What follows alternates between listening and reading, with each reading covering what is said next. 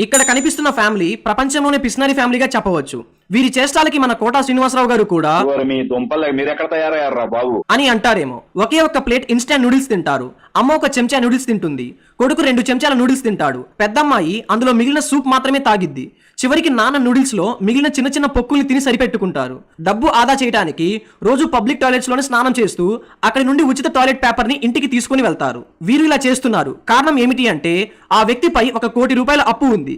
అందుకే వాళ్ళు ఒక మనీ సేవింగ్ ఛాలెంజ్ లో పాల్గొన్నారు. వారి దగ్గర మొత్తం ఖర్చు చేయడానికి 500 మాత్రమే ఉన్నాయి. కాంపిటీషన్ రూల్స్ ప్రకారం 3 రోజుల తర్వాత ఎవరు తక్కువ ఖర్చు చేసి ఉంటే వారికి ₹1 కోటి బహుమతి ఇవ్వబడుతుంది.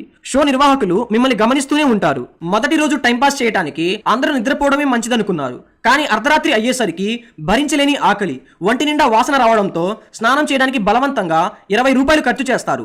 ఇక వారితో పోటీ పడుతున్న ఒక వ్యక్తి మాత్రం ఆకలితో అలాగే నిద్రలోనే ఉంటూ ఇంకా ఎక్కువ పిస్నారిలా ప్రవర్తిస్తాడు. రెండవ రోజు నాన్న కొడుకుని తీసుకొని సూపర్ మార్కెట్ కి వెళ్తాడు. అక్కడ ఫ్రీ శాంపిల్ సెక్షన్ కి వెళ్లి కొద్దిగా టేస్ట్ చేస్తాను అని కొనే వ్యక్తిలా నటిస్తాడు. అప్పటికి అమ్మ కూడా వచ్చి శాంపిల్ ముక్కలు తినడం మొదలుపెట్టింది. కొంచెం ఆకలి తీరిన తర్వాత ఇద్దరు బయటికి వచ్చారు. అమ్మాయి కూడా అదే విధంగా ట్రై చేసింది. ఆ స్టాఫ్ తిట్టి పంపుతారు. ఆ రోజు వారు ఒక్క పైసా కూడా ఖర్చు చేయలేదు.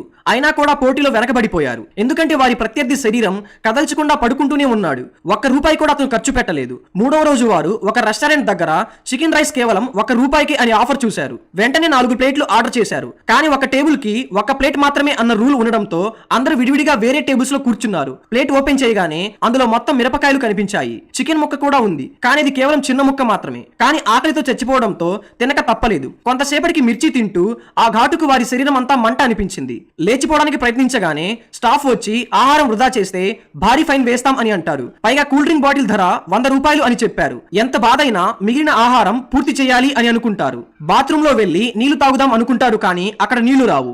చివరికి సూప్ కూడా తాగాలి అని చెప్పడంతో అమ్మ దగ్గరకు మిగిలిన వాళ్ళు మిగిలిన సూప్ ని అమ్మ ప్లేట్ లో పోసేశారు. బాత్రూమ్ కి వెళ్లి వచ్చిన అమ్మ కటోరీలో మళ్ళీ సూప్ కనిపించడంతో షాక్ అయింది. అయినా ఫైన్ కట్టకూడదనుకొని కన్ను మూసుకొని గుట్టుకుమని తాగేసింది. ఈ విధంగా వారు 3వ రోజు కేవలం ₹4 మాత్రమే ఖర్చు చేశారు. అయినా పోటీలో ఇంకొకడు ఉన్నాడు. అతడు ఇంకా ₹1 కూడా ఖర్చు చేయలేదు. అందరూ అనుకున్నారు గెలుపు అతనిదే అని. కానీ అనుకోని విధంగా అతడి ₹100 నోట్ గాలికి ఎగిరిపోయి ఎక్కడో పడిపోయింది.